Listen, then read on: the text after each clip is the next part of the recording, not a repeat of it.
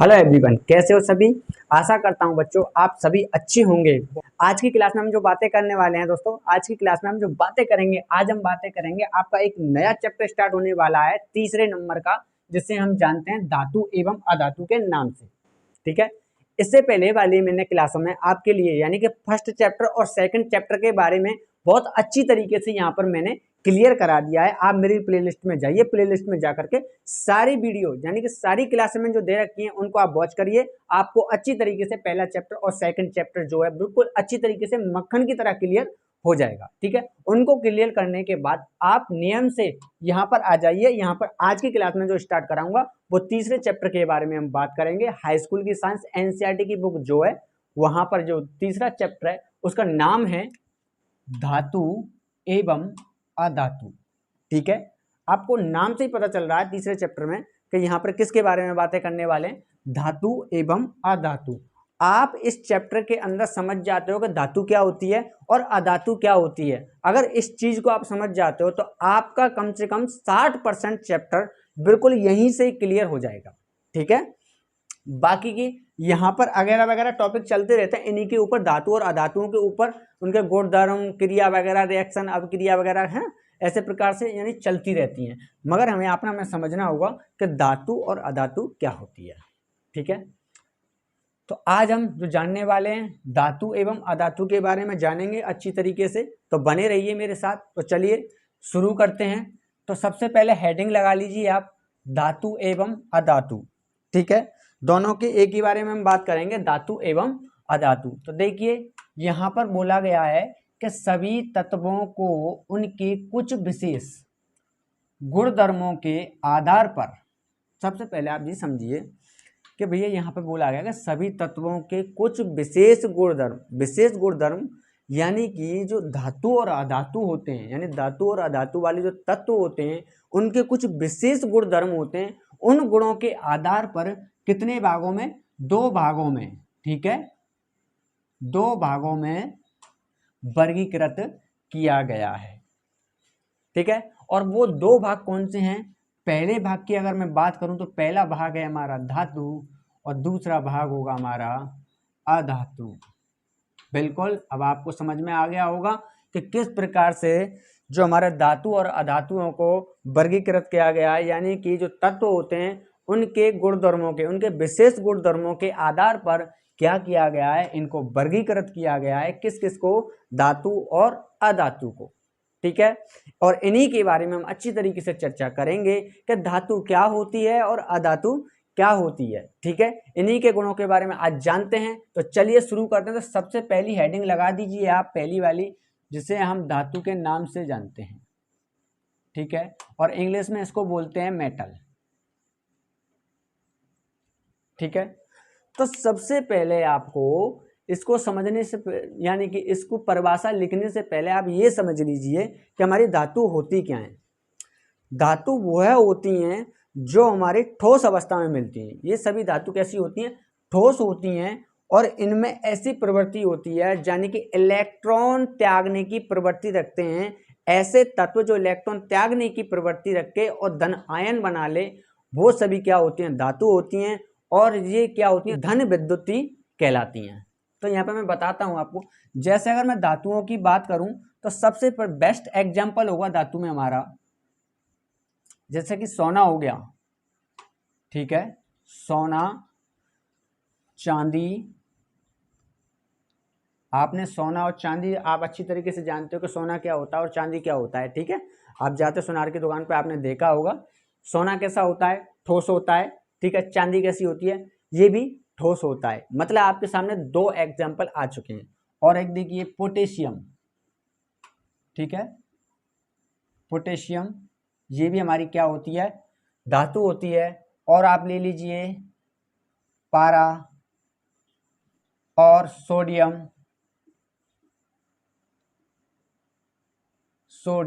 आदि।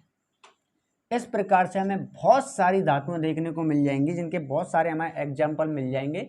जैसे कि यहाँ मैंने आपके लिए समझाने के लिए कुछ एग्जाम्पलों को यहाँ पे मैं लिख दिया है। जैसे कि सोना हो गया, चांदी हो गया, पोटेशियम हो गया, पारा हो गया, सोडियम हो गया, और भी बहुत सारे होते हैं। ये सभी क्या हैं?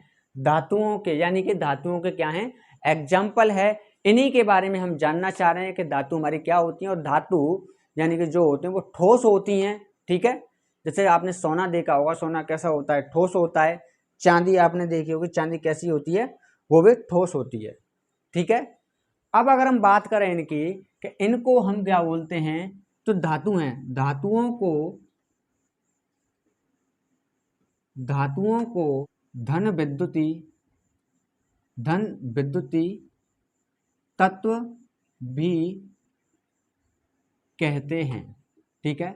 दूसरी कंडीशन इसमें यही होगी कि धातु हैं उनको हम क्या बोलते हैं, धन विद्युती बोलते हैं। अब धन विद्युती क्यों बोलते हैं, इसको हम एक एग्जाम्पल से समझेंगे, मगर थोड़ी सी उसमें और परिभाषा है, उसको आप देख लीजिए। ये सभी धातु क्या करती हैं, ये सभी धातुएं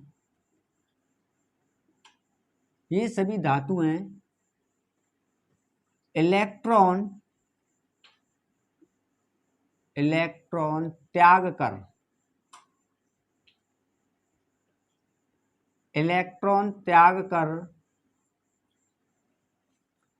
धनायन बनाने की प्रवृत्ति रखते हैं। धातुओं में कैसी प्रवृत्ति होती है, धनायन बनाने की प्रवृत्ति होती है। धातु कैसी होती है, धन विद्युती कहलाती है, ठीक है। अब किस प्रकार से, अब मैं एग्जाम्पल के जरिए मैं आपके लिए समझाऊंगा कि किस प्रकार से ये धन विद्युती कहलाती हैं, ठीक है।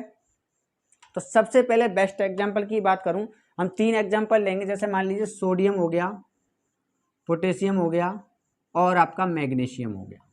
जो हमारी धातु हैं वो हमेशा क्या करेंगी, इलेक्ट्रॉन अपना त्याग देंगी और इलेक्ट्रॉन त्याग करके क्या बन जाएंगी, धन आयन बन जाएंगे। किस प्रकार से, जैसे यहाँ पर अगर मैं बात करूं, हमारा सबसे पहला होगा सोडियम और दूसरा होगा हमारा पोटेशियम और तीसरा होगा हमारा क्या, मैग्नीशियम।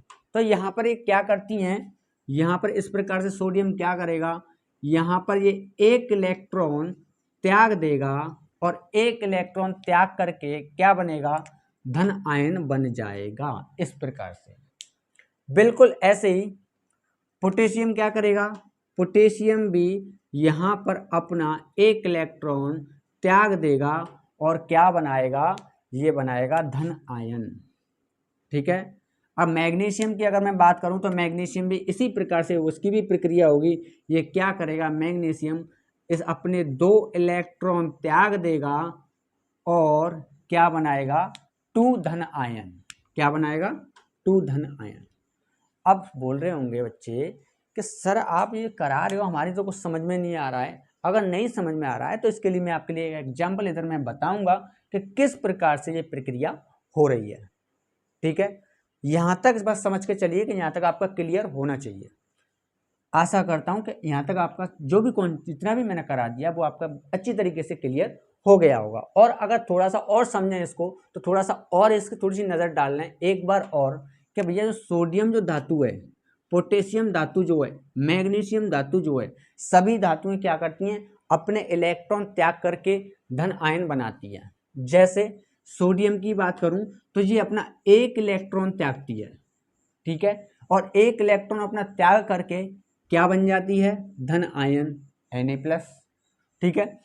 अब हमें सोडियम पोटेशियम की अगर मैं बात करूं, ये भी क्या करेगी, अपना खुद का एक इलेक्ट्रॉन त्याग देगी पोटेशियम और क्या बन जाएगी, धन आयन बन जाएगी, के धन आयन, K+, ठीक है। मैग्नीशियम क्या होता है, मैग्नीशियम अपने 2 इलेक्ट्रॉन त्यागती है और क्या बन जाती है, 2 धन आयन बन जाती है, ठीक है। यहाँ तक आपका क्लियर हो गया होगा। अब इसके लिए बेस्ट एक एग्जांपल के जरिए मैं बता रहा हूँ कि जैसे इसमें से आप किसी को भी उठा लीजिए, ठीक है। अगर मैं बात करूँ जैसे सोडियम की अगर बात करूँ, सोडियम Na, इसका परमाणु क्रमांक की बात करूँ तो इसका परमाणु क्रमांक 11 होता है और इसके इलेक्ट्रॉन विन्यास करें तो इसके इलेक्ट्रॉन विन्यास होते हैं 2,8,1। मतलब भारी कक्षा में इसके कितने इलेक्ट्रॉन आए, कि भारी कक्षा में भैया इसके इलेक्ट्रॉन आए 1। अगर आप पर इलेक्ट्रॉन विन्यास बनाना नहीं आता है आप पर, तो इसके लिए मैं स्पेशल तरीके से एक क्लास आपके लिए लूँगा और उसमें बढ़िया तरीके से आपको इलेक्ट्रॉन विन्यास करना और यानी कि जो हमारे फॉर्मूले होते हैं, जो हमारे सूत्र होते हैं, उनकी संयोजकता किस प्रकार से निकालते हैं या किसी भी तत्व की संयोजकता किस प्रकार से निकालते हैं, वो सारी चीजें मैं आपको एक क्लास के अंदर कवर करवाऊंगा। ठीक है, आप समझ लीजिए। इसके इलेक्ट्रॉन विन्यास हो गए 2 8 1। तो भारी कक्षक में इलेक्ट्रॉन देखने होंगे आपको। भारी कक्षक में इसके इलेक्ट्रॉन है 1। तो ये क्या करेगा, सोडियम, सोडियम हमेशा प्रत्येक तत्व अपना एक अष्टक बनाता है। ठीक है, और अष्टक बनाने के लिए भारी कक्षक में इलेक्ट्रॉन की कमी होगी हमारी 7। ये बोलेगा, सोडियम बोलेगा कि या तो मुझे कोई 7 इलेक्ट्रॉन दे दे तो मैं अपना अष्टक बना करके पूरी कक्षा भर दूं। ठीक है, मगर ऐसा पॉसिबल नहीं है। और ये दूसरी बात ये बोलेगा कि या फिर एक इलेक्ट्रॉन मेरा कोई ले जाए, मतलब त्याग दूं, मेरा कोई इलेक्ट्रॉन ले ले तो मेरी पूरी कक्षा हो जाएंगी, पहली 2 की और दूसरी 8 की, पूरी कक्षा बढ़ जाएंगी। ठीक है, तो अगर पहली कंडीशन में अगर मैं बात करूं, इसके लिए अगर मैं 7 इलेक्ट्रॉन कहीं से लेकर के आऊं तो ये बनेगा अष्टक, मगर ये पॉसिबल नहीं है। क्यों? क्योंकि हमारा जो आदान प्रदान होता है, इलेक्ट्रॉन का आदान प्रदान जो होता है,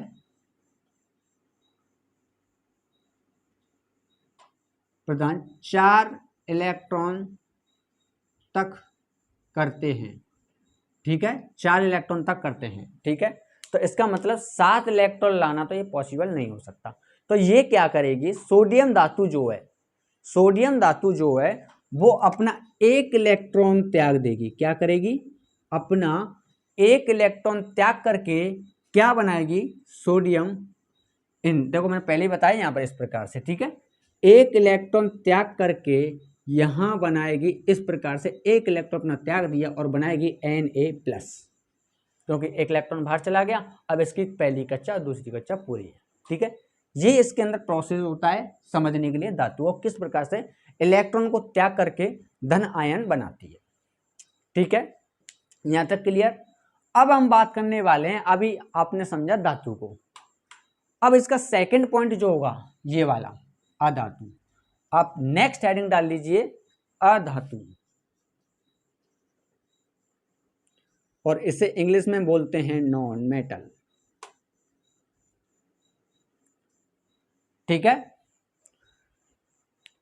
देखो अगर आपको धातु आपको क्लियर हो गया होगा कि धातु क्या है, ठीक है, धातु किस प्रकार से धनी होती हैं और ये कैसे धनायन बनानी है, अगर ये चीज आपको क्लियर हो गई है तो अधातु को समझने में आपको कोई भी समस्या का सामना नहीं करना पड़ेगा। यहाँ पर बस आपको क्या करना होगा, इसके अपोजिट चले जाइए, आप इसके विपरीत चले जाइए। यहाँ पर सबसे पहले, अब पहले मैं इसके एग्जाम्पलों की अगर मैं बात करूं, अधातु के जो एग्जाम्पल होते हैं वो होते हैं जैसे कि कार्बन, हिंदी में लिखता हूं, कार्बन और तुम्हारा नाइट्रोजन, नाइट्रोजन, ऑक्सीजन,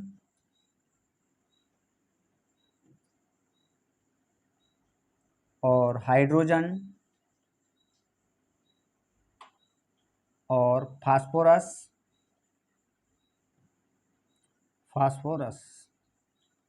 और आपका गंधक। ऐसे अन्य बहुत सारे आपके लिए एग्जाम्पल देखने को मिल जाएंगे जो हमारी अधातुओं के लिए हैं। ठीक है, मैंने आपके लिए कुछ मेन आपके लिए लिखा दिए यहाँ पर, जैसे कि आपका पहला हो गया कार्बन। कार्बन अधातु होती है। अब अधातु की आप पहचान कैसे कर सकते हैं, आप ऐसे पहचान कीजिए जिनके अंदर ऐसे तत्व जिनके अंदर हम करंट का फ्लो ना कर सके, मतलब करंट का फ्लो ना हो पाए, धारा मतलब ना चल सके, वो सभी किस में आते हैं, वे अधातु में आती हैं। अधिकतर हमारी अधातु जो होती हैं वो अधिकतर हमारी गैस होती है। ठीक है, कुछ हमारे वैसे मतलब हमें ठोस पदार्थ भी देखने को मिल जाते हैं अधातु, मगर लगभग हमारी गैसें जो हैं वो सभी किस में आती हैं, वो अधातु के अंदर आती हैं।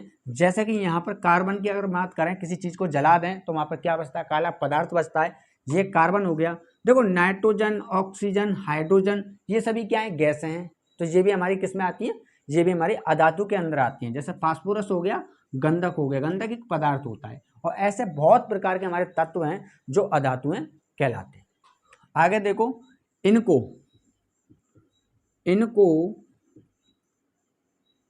इनको हम बोलते हैं ऋण विद्युतीय। ठीक है, ऋण विद्युती तत्व कहते हैं। और ऋण विद्युती तत्व कैसे हैं? क्योंकि ये क्या करेंगे, इलेक्ट्रॉन को ग्रहण करेंगे। देखो यहाँ पर इलेक्ट्रॉन त्याग रहे हैं, जो इलेक्ट्रॉन त्यागे जाते हैं उन्हीं इलेक्ट्रॉनों को क्या करेंगे, अपने अकॉर्डिंग यानी तत्व के अकॉर्डिंग उनको ग्रहण करेंगे और क्या बनाएंगे, ऋण आयन बनाएंगे। ठीक है, क्या बोला, इनको ऋण विद्युती तत्व कहते हैं। ठीक है, अब देखो और आगे देखें इसको, हम लिखेंगे यहाँ पर, यहाँ से लिखते हैं, अधातुएं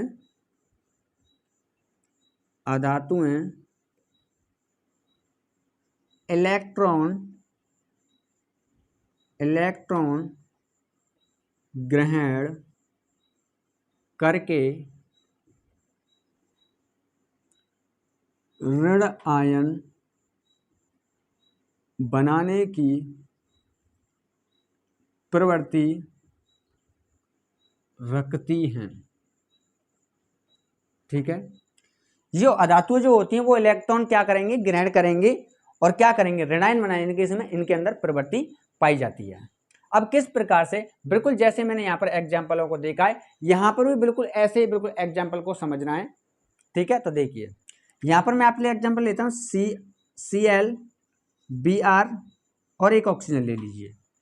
ठीक है, तो यहाँ पर क्या होगा, Cl जो है एक इलेक्ट्रॉन क्या करेगी, ग्रहण करेगी, यानी कितना, एक इलेक्ट्रॉन ग्रहण करेगी और इलेक्ट्रॉन ग्रहण करके ये आपके लिए बनाएगी Cl